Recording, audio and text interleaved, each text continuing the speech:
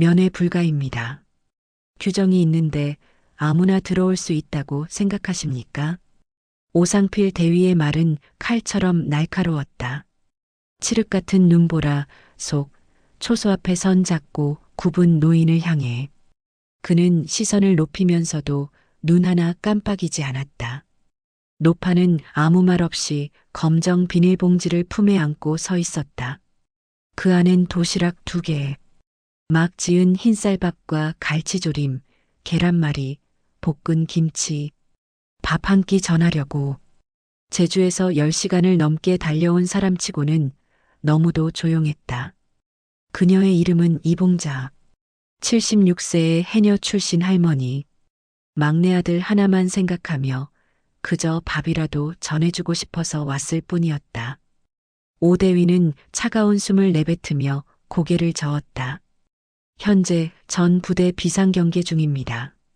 면회는 물론 외부 도시락 전달도 금지입니다. 노파는 고개를 숙이고 비닐봉지를 조심스럽게 발밑에 내려놓았다. 묵묵한 움직임 속에 간절함이 묻어났다. 추위에 떨리는 몸을 가누며 그녀는 말했다. 밥 좀 전해주고 갈 수 없을까요? 아이가 먹어야 힘이 날 것 같아서요. 오상필 대위는 고개를 돌려 초소한 병사들을 향해 무언의 지시를 내렸다. 그 순간 비닐봉지 안의 도시락이 바닥에 살짝 기울어지며 김치 국물이 스며나왔다. 그걸 본 한 병사가 중얼거렸다. 진짜 그냥 밥 전하러 온 거야? 저 눈속을 뚫고 누구도 대답하지 않았다. 이봉자는 조심스레 주머니에서 낡은 폴더폰을 꺼냈다. 버튼식 오래된 이지폰. 화면이 켜지는 데조차 시간이 걸렸다. 그녀는 전화번호부를 스크롤하다가 한 번호에서 손을 멈췄다. 그리고 전화를 걸었다. 전화기 너머로 신호음이 울리는 동안 오상필 대위는 여전히 팔짱을 끼고 서 있었다. 하지만 그의 눈빛은 조금씩 흔들리고 있었다. 노파는 조용히 입을 열었다. 태산아, 엄마야.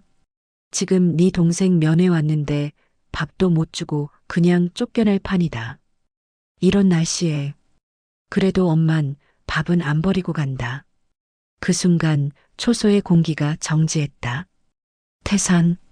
그 이름 하나에 오대위의 이마에 땀이 맺히기 시작했다. 그 이름을 모를 리 없었다. 최태산 육군대장, 별색, 현직 참모차장, 육군 전략의 심장. 지금 그 최태산 장군이 이 초소함 노인의 아들이라고? 전화기 너머로 낮고 단단한 목소리가 울려 퍼졌다. 지금 어머님 어디 계십니까? 거기서 움직이지 마십시오. 제가 직접 갑니다. 다음 순간 위병소로 향하는 군용 블랙 SUV 여러 대가 부대 안으로 들이닥쳤다. 그 누구도 몰랐다. 눈발 속 그 작은 노파가 부대를 멈추게 할 사람이 될 줄은. 눈발 사이로 불쑥 들어선 검은 SUV 차량. 전조등이 군부대 철문 앞을 하얗게 가르고 있었다. 오상필 대위는 그 자리에 얼어붙었다. 입술이 말라붙고 손등에 식은땀이 배어났다. 차량이 멈추자마자 운전석에서 내린 인물은 한눈에 보아도 군복의 격이 달랐다. 가슴팍의 계급장, 단단한 어깨 위에 번뜩이는 별 3개. 그는 박태산, 대한민국 합동참모본부 전략실장이자 군에서 가장 무서운 별로 불리는 현직 삼성 장군이었다. 박 장군은 철문 앞에 서 있는 대위의 얼굴을 스쳐 지나보았다. 그리고 위병소 쪽으로 고개를 돌렸다. 어머님은 어디 계십니까? 오상필 대위는 그제야 정신을 차리고 떨리는 손으로 응답했다. 위병소 응접실에 모시고 있습니다. 대장님. 박 장군은 곧장 발걸음을 옮겼다. 속도는 빠르지 않았지만 누구도 감히 그의 앞을 막을 수 없었다. 부대 정문 쪽은 이미 긴장감으로 뒤덮여 있었다. 몇 분 전 사단장에게 보고가 들어간 뒤 부대 전체엔 일사불란한 긴급 대기령이 떨어졌다. 대대장 이하 간부들이 정문에 줄지어 대기하고 있었고 누구도 현재 상황의 전모를 완전히 이해하지 못하고 있었다. 단 한 가지, 지금 이 부대를 방문한 이는 계획된 시찰이 아니라 분노한 장군의 어머니 방문으로 인해 도착한 존재라는 것. 그리고 그 어머니는 조금 전까지 눈밭 위에서 검정 비닐봉지를 들고 조용히 밥만 전해주고 싶다 말했던 그 노인이었다. 위병소 응접실 문이 열리고 박태산 장군의 시선이 안으로 향한다. 창가에 앉아 창밖을 바라보던 이봉자 할머니는 그제야 아들의 기척을 느낀 듯 고개를 돌린다. 잠시 정적이 흘렀다.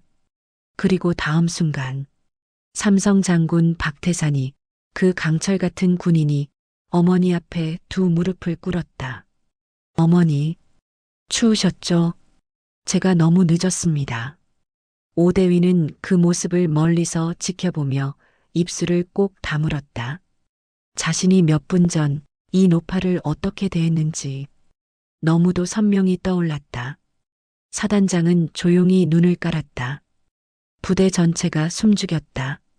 한 사람의 어머니, 그녀의 방문이 이 부대를 흔들고 있었다. 군복을 입은 이들이 잊고 있던 사람이라는 단어가 이 순간 다시 그들의 중심에 떠올랐다. 그리고 이건 시작일 뿐이었다. 사단장은 아무 말 없이 손짓을 했다. 그 수신호 하나에 병사들이 일제히 움직였다. 박재원 일병, 즉시 본부 응접실로 호출.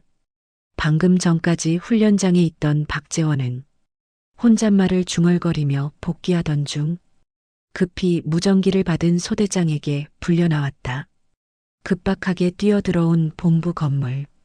숨이 가빠 볼이 벌겋게 상기되어 있었고 땀으로 젖은 군복엔 눈송이가 부딪혀 녹아내리고 있었다.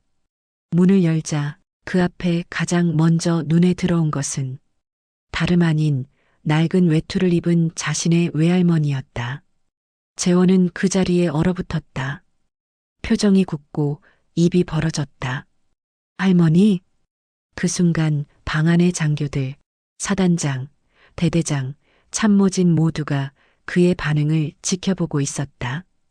이봉자는 조용히 일어섰다. 그녀의 걸음은 여전히 느렸고 그 작은 체구는 더욱 왜소해 보였다. 하지만 그녀의 눈빛은 단 한순간도 흔들리지 않았다. 우리 재원이 잘 지냈니? 재원은 고개를 끄덕이지도 못하고 있었다. 몇 걸음 앞으로 나오더니 그제야 겨우 말했다. 어떻게 여기까지? 이봉자는 천천히 가방을 열었다. 보자기에 쌓인 도시락을 꺼내며 말했다. 밥은 먹고 다니니? 내가 좋아하는 계란말이랑 오늘은 김도 넣었지. 도시락이 열리고 작고 다소 식은 반찬들이 하나씩 펼쳐졌다. 계란말이, 멸치볶음, 김치, 시금치나물. 재원이 어릴 적부터 가장 좋아했던 것들. 제주도에서부터 강원도까지 눈을 맞으며 들고 온 그 도시락 안에는 한 여인의 세월과 사랑이 담겨 있었다. 재원의 눈에 눈물이 고였다. 군인이 된 후 처음으로 감정을 참지 못했다. 죄송해요. 할머니께 전화도 못 드리고 편지도 못 드리고. 그 말과 함께 뺨을 타고 눈물이 흐르기 시작했다. 도시락 앞에 선 청년은 그 순간 어린 손자였다. 이봉자는 조용히 등을 두드리며 말했다. 괜찮아.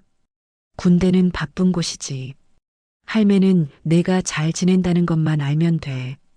장교들은 고개를 숙였고 오상필 대위는 그 자리에 조용히 앉아 차마 얼굴을 들지 못하고 있었다. 그는 방금 전까지 이 도시락을 받지 않겠다며 이 노인을 돌려보내려 했었다. 지금 눈앞에 펼쳐진 장면은 누구보다 따뜻했고 동시에 잊을 수 없을 만큼 날카로웠다. 박태산 대장은 그 장면을 가만히 바라보다 조용히 대대장에게 다가가 말했다. 오늘 이 부대 사람 냄새납니다. 명심하십시오. 군은 시스템이지만 시스템은 사람을 위해 존재합니다. 대대장은 굳은 표정으로 고개를 숙였다. 응접실 한가운데 손자가 젓가락을 들었다. 한입 베어 문 계란말이에서 어린 시절의 기억이 되살아났다. 정말 맛있어요, 할매. 그 말에 이봉자의 얼굴에 잔잔한 미소가 번졌다. 방 안은 점점 따뜻해지고 있었다.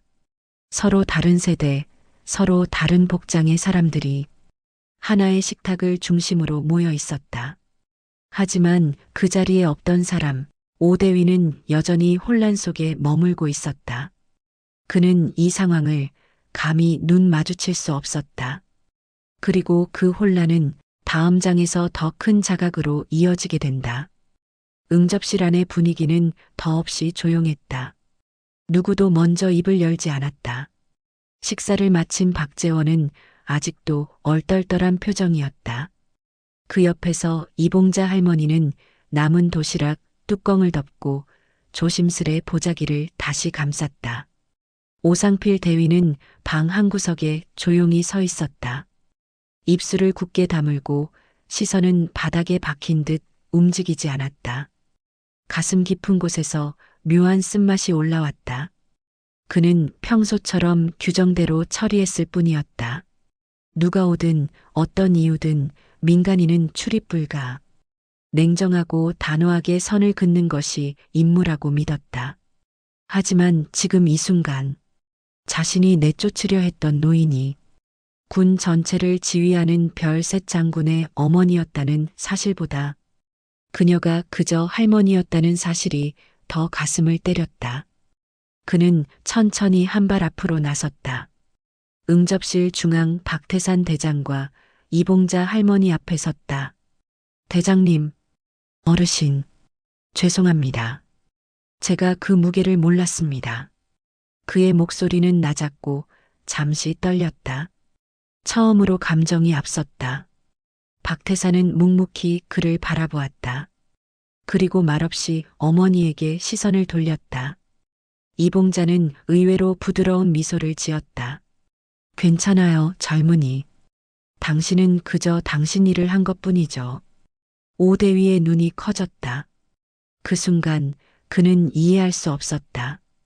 왜 이 상황에서 이 노인이 오히려 자신을 위로하고 있는지. 이봉자의 손이 천천히 그의 팔을 가볍게 스쳤다. 바다의 거친 파도를 견디며 살아온 해녀의 손. 그러나 지금은 따뜻했다. 내가 산 바다는 항상 거칠었어요.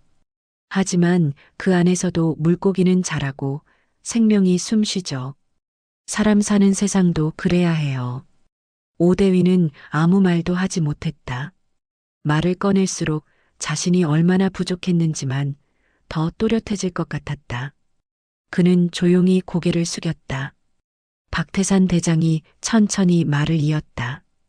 일어나시오, 대위. 오늘 당신은 중요한 것을 배운 겁니다. 군인은 규율을 따르되 인간을 잊어서는 안 됩니다.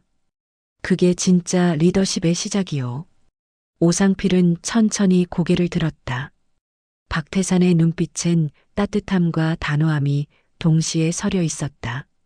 그는 다시 이봉자를 바라보았다. 이제야 정말 그 얼굴을 볼 수 있을 것 같았다. 그녀는 그저 평범한 노인이 아니었다. 두 장군의 어머니였고 지금 이 순간에도 한 병사의 손을 잡아주는 아주 위대한 사람이었다. 그는 무릎을 꿇고 땅에 머리를 조아렸다. 어르신, 정말 죄송합니다. 저는 규정만 봤습니다. 그 안에 있는 사람은 보지 못했습니다. 이봉자는 그를 조용히 일으켰다. 괜찮아요. 앞으로는 조금만 더 천천히 봐요. 그 안에도 마음이 있다는 걸 알게 될 거예요. 그 말에 오상필은 오래도록 고개를 끄덕였다. 그날 이후 그는 더 이상 같은 사람이 아니었다. 그리고 그 변화는 이 한 번의 만남으로 끝나지 않을 것이었다. 점호가 끝난 뒤 부대는 다시 원래의 모습을 되찾는 듯 보였다. 하지만 정문의 응접실에서 있었던 일은 작은 돌처럼 모든 사람의 가슴 속에 잔잔한 파문을 남기고 있었다. 대대장은 침묵 속에 브리핑실로 들어섰다. 그 뒤를 오상필 대위가 조심스레 따라 들어갔다. 두 사람 사이에선 아무 말도 오가지 않았다. 한참을 그렇게 창밖을 바라보다가 대대장이 먼저 입을 열었다. 박 대장님께서 다녀가셨군. 오 대위는 조용히 고개를 끄덕였다. 많은 걸 느끼고 갑니다. 그리고 많은 걸 놓쳤습니다. 저부터요. 대대장은 고개를 돌려 대위를 바라보았다. 그대는 오늘 군인이 아니라 사람이었소. 그게 나쁘지 않은 일이란 걸 나도 이제야 조금 알겠네. 오상필은 망설이다 조심스레 꺼냈다. 대대장님, 면회 규정에 대해 다시 검토해 보는 건 어떨까요? 무거운 정적이 흐른다. 하지만 대대장은 예상을 벗어난 표정으로 말했다. 계속하시오. 오대위는 가슴을 눌렀던 말들을 조심스레 풀어냈다. 지금처럼 전면 금지는 병사들과 가족 모두에게 상처를 줍니다. 대간첩 작전 중엔 제한이 필요하지만 일상적 면회에 대해서는 부대 차원의 따뜻한 유연함이 있어야 한다고 생각합니다. 대대장은 한 손으로 턱을 만지며 듣고 있었다. 잠시 후 그는 고개를 끄덕였다. 나도 비슷한 생각을 하던 참이었소. 그렇게 두 사람의 대화는 그날 밤 공식적인 면회 절차 완화 검토로 이어졌다. 작지만 강력한 변화의 움직임이었다. 며칠 뒤 부대 면회실 앞엔 오랜만에 사람들의 웃음소리가 들렸다. 오상필 대위가 직접 면회실 앞에서 가족들을 맞이하고 있었다. 어르신, 안쪽으로 안내해 드릴게요. 찬바람이 많이 붑니다. 예전 같았으면 상상도 못할 풍경이었다. 그는 일일이 손을 내밀고 무거운 가방을 받아주었다. 그의 얼굴에는 미소가 있었다. 자연스러우면서도 어딘가 숙연한 표정. 문득 한 노부부가 다가왔다. 그들의 눈가엔 벌써부터 눈물이 맺혀 있었다. 감사합니다, 장교님. 우리 손자를 이렇게 만나게 해주시다니. 오대위는 공손히 고개를 숙였다. 당연한 일입니다. 그들도 우리와 같은 가족이니까요. 그 순간 그는 떠올렸다. 눈 속에서 검정 비닐을 든 채 밥만 전해주고 싶다고 말하던 굽은 어깨의 이봉자 할머니. 그 손길이 자신에게 남긴 온기는 지금 여기 부대 곳곳으로 번지고 있었다. 면회실 안 병사들과 가족들이 마주 앉아 있다. 다소 어색한 침묵도 있었고 조심스런 웃음도 흘렀다. 하지만 분명한 것은 이 작은 공간이 이제는 사람 냄새가 나는 곳이 되었다는 사실이었다. 오상필 대위는 조용히 문 밖으로 걸어 나왔다. 하늘엔 아직 눈이 남아 있었다. 하지만 그 눈은 전보다 훨씬 포근하게 느껴졌다. 오늘 부대엔 사람이 찾아왔다. 그리고 그 사람은 부대를 바꾸고 있었다. 아침 바람은 여전히 차가웠지만 부대 본부 앞에는 따스한 공기가 감돌고 있었다. 부대 차량 한 대가 조심스레 위병소 앞으로 도착했다. 운전석엔 박태산 장군, 조수석엔 검정색 보자기를 품에 안은 작은 여인이 앉아 있었다. 이봉자, 오늘 제주로 돌아가는 날이었다. 박재원은 휴가가 아닌 상태에서 임시 외출 허가를 받아 본부 앞까지 나와 있었다. 그의 눈에는 이미 이별의 슬픔이 서려 있었다. 할머니, 진짜 그냥 가시는 거예요? 이봉자는 조용히 고개를 끄덕였다. 표정엔 미련보다 확신이 가득했다. 그래, 나는 볼 거 다 봤다. 내 얼굴, 내 눈빛 그걸로 충분해. 재원은 한 발 앞으로 다가왔다. 그리고 할머니의 손을 꼭 잡았다. 그 손은 여전히 거칠었고 바다의 소금기와 세월이 스며 있는 듯했다. 하지만 그 안에는 말로 표현할 수 없는 따뜻함이 담겨 있었다. 할머니, 이젠 내가 지켜드릴게요. 다음엔 꼭 제가 내려갈게요. 이번엔 할머니가 올라오셨으니까요. 이봉자는 손자의 손등을 천천히 쓸었다. 그래. 그때는 우리 바다같이 나가자. 할미가 쓰던 물안경이 아직 있어. 재원은 눈을 감았다. 그리고 고개를 끄덕였다. 운전석에 앉은 박태산 장군은 말없이 두 사람을 바라보고 있었다. 그 강직한 군인의 얼굴에도 묘한 감정이 흐르고 있었다. 어머니, 정말 혼자 가시겠다는 겁니까? 이봉자는 고개를 끄덕이며 대답했다. 그래야 내가 편하지. 장군이 어머니랑 같이 다닌다고 소문나면 부대가 또 들썩들썩하겠지. 박태산은 미소 지었다. 그리고 아무 말 없이 차량에서 내려 어머니의 보자기 가방을 조심스레 트렁크에 실었다. 그 모습은 마치 높은 계급장도 전략도 계획도 모두 내려놓고 그저 아들이라는 이름 하나로 돌아간 남자의 모습이었다.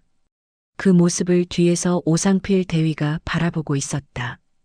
그는 며칠 전과는 달라져 있었다. 군복은 여전히 단정했고 자세는 군기 그대로였지만 눈빛은 한층 부드러워져 있었다. 할머니, 제가 먼저 알아보지 못해 정말 죄송했습니다.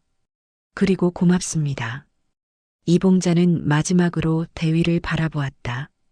그 눈빛은 따뜻했다. 그녀는 말했다. 괜찮아요. 다들 그렇게 잘하는 거지요. 지금처럼 조금씩 마음을 열면 됩니다. 차량이 천천히 출발했다. 박태산 장군은 말없이 운전대를 잡고 뒤돌아보지 않았다. 다만 룸미러 속에서 손을 흔드는 재원의 모습은 오래도록 눈을 떼지 못했다. 그날 저녁 오상필 대위는 생활관을 한 바퀴 돌았다. 자기 전 병사들의 얼굴을 천천히 둘러보았다. 예전 같았으면 그저 숫자와 명단으로만 확인했을 얼굴들. 지금은 저마다의 사연과 표정이 다르게 느껴졌다. 한 병사가 조심스레 말을 걸었다. 대위님, 이번 주 면회도 열린다면서요? 오 대위는 고개를 끄덕였다. 그래. 이젠 조금씩 열어보려고 한다. 누군가 널 찾아온다는 건 내가 살아있다는 증거니까. 그 말에 생활관 안은 조용해졌다. 그리고 누군가 작게 웃었다.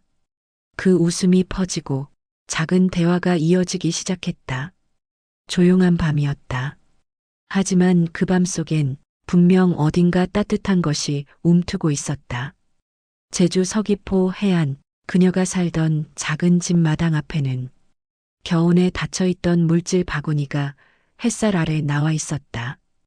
이봉자는 조심스레 고무장화를 신고 낡은 물안경을 꺼냈다. 그녀의 걸음은 여전히 느렸지만 오랜 세월을 함께한 이 장비들을 손에 들자 표정에는 익숙한 평온함이 번져갔다. 마당 구석에 놓인 우편함 안엔 하얀 봉투 하나가 들어 있었다. 수신인 옆에 익숙한 필체, 외할머니께 사랑하는 박재원 드림. 그녀는 자리 위에 앉아 마른 손으로 조심스레 봉투를 열었다.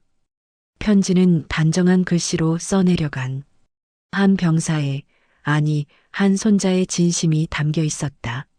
할머니, 그날 이후 제 안에 무언가가 바뀐 걸 느낍니다. 군복을 입고 거울을 보면 이젠 그 안에 어린 재원이 아닌 사람 박재원이 보여요. 할머니가 보여준 사랑, 대장님의 가르침, 오대위님의 변화, 모든 게 제 가슴에 새겨졌습니다. 편지를 읽던 이봉자의 눈에 잠시 눈물이 고였다. 하지만 그녀는 웃고 있었다. 바다는 여전히 고요했고 멀리서 파도 소리가 낮게 밀려들었다. 그녀는 천천히 일어섰다. 물안경을 이마에 걸고 작은 발걸음으로 바닷가를 향해 걸어갔다. 다시 물질을 시작하려는 그 순간 누군가 멀리서 다가왔다. 마을에서 자주 보던 초등학생 손녀였다. 할머니, 또 물속 들어가요? 이제 좀 쉬면 안 돼요? 이봉자는 아이의 손을 잡고 고개를 끄덕였다. 이제는 그냥 바다한테 인사만 하고 오려고 한다. 내 안에 있던 큰 걱정 하나가 내려갔거든. 이제는 괜찮다, 내 아들아. 그녀의 눈길은 멀리 수평선을 향해 있었다. 그 바다 너머 손자가 있는 그 땅을 향해. 한편 육지의 부대에선 오상필 대위가 참모회의를 마친 뒤 부대 공보장교와 함께 새로운 계획을 정리하고 있었다. 이번 설 연휴부터는 영상 편집 프로그램을 시범 운영하겠습니다. 병사들이 가족에게 짧은 영상 메시지를 남기고 가족도 본부 홈페이지를 통해 답장을 보낼 수 있게 합니다. 누군가는 말했다. 이게 무슨 의미가 있겠습니까? 오대위는 조용히 대답했다. 군대는 훈련으로 강해지고 가족은 마음으로 연결됩니다. 이 둘이 함께 가야 진짜 강한 병영이 됩니다. 누군가 그 말을 들으며 고개를 끄덕였고 다른 장교는 조용히 미소 지었다. 변화는 그렇게 시작되고 있었다. 누군가에게는 작은 편지 하나, 누군가에게는 도시락 한 끼, 또 누군가에게는 따뜻한 손길 하나로. 그날 밤 박재원은 생활관에 혼자 앉아 손편지를 쓰고 있었다. 할머니, 오늘도 잘 계셨죠? 여긴 이제 조금 따뜻해졌어요. 전 이제 이곳이 낯설지 않아요. 그의 옆에는 젖은 수건과 정리된 군장, 그리고 한 귀퉁이에 놓인 작고 낡은 도시락통이 있었다. 이젠 쓰지 않지만 그는 절대 그걸 치우지 않았다. 왜냐하면 그 안엔 그날의 온기가 여전히 남아 있었으니까. 봄이 올 무렵 부대의 진급 명단이 내려왔다. 오상필 대위의 이름이 맨 앞줄에 있었다. 그는 이제 소령이 되었다. 동기들은 축하한다며 치맥 한 잔을 제안했지만 오소령은 조용히 한 장의 엽서를 꺼냈다. 그 엽서엔 이렇게 적혀 있었다. 사람이 먼저입니다. 그러니 규정 위에 마음을 얹으세요. 글씨는 정갈했고 엽서 뒤엔 제주 바다 사진이 인쇄되어 있었다. 그날 오후 박재원에게 저녁 명령이 떨어졌다. 그는 군복을 벗고 짧게 잘린 머리를 만지작거리며 웃었다. 할머니, 나 이제 갈게요. 그 도시락 내가 이번엔 싸들고 갈게요. 몇 주 뒤 제주 바다 언덕 위에 지어진 이봉자의 작은 집에 손님이 찾아왔다. 민지야, 손님 오신다. 문 좀 열어드려라. 초등학교에 다니는 손녀 민지는 방방 뛰며 나가 문을 열었다. 할머니, 삼촌이 왔어요. 진짜야. 현관에 박재원이 서 있었다. 군복 대신 셔츠 차림. 손엔 작은 도시락 가방이 들려 있었다. 할머니, 저 왔어요. 이봉자는 천천히 재원에게 다가왔다. 눈물이 먼저 맺혔다. 이제야. 정말 끝났구나. 재원은 조용히 할머니를 안았다. 그 품은 언제나처럼 따뜻했고 오래된 바다 냄새가 났다. 그날 저녁 식탁 위엔 단출한 반찬이 놓였고 도시락통은 다시 밥그릇으로 바뀌었다. 박태산도 조용히 합석했다. 이번엔 군복 없이 아들로서 앉아 있었다. 세대가 모였다. 군인, 어머니, 손자, 그리고 손녀. 한참을 먹던 민지가 물었다. 삼촌, 군대가 뭐야? 재원은 잠시 멈추었다. 그리고 웃으며 말했다. 사람이 마음을 배우는 곳, 그리고 누군가의 도시락을 기억하는 곳. 모두가 웃었다. 그 웃음은 바람을 타고 창밖으로 퍼져나갔다. 저 멀리 바다 위로. 이야기는 그렇게 끝났습니다. 하지만 어쩌면 지금도 어딘가의 위병소 앞엔 누군가의 도시락이 남겨져 있을지 모릅니다. 그 온기를 잊지 않는다면 우리 모두는 누군가의 마음속 장군이 될 수 있습니다. 계속해서 시청해 주시고 구독과 좋아요는 다음 이야기를 이어가는 힘이 됩니다.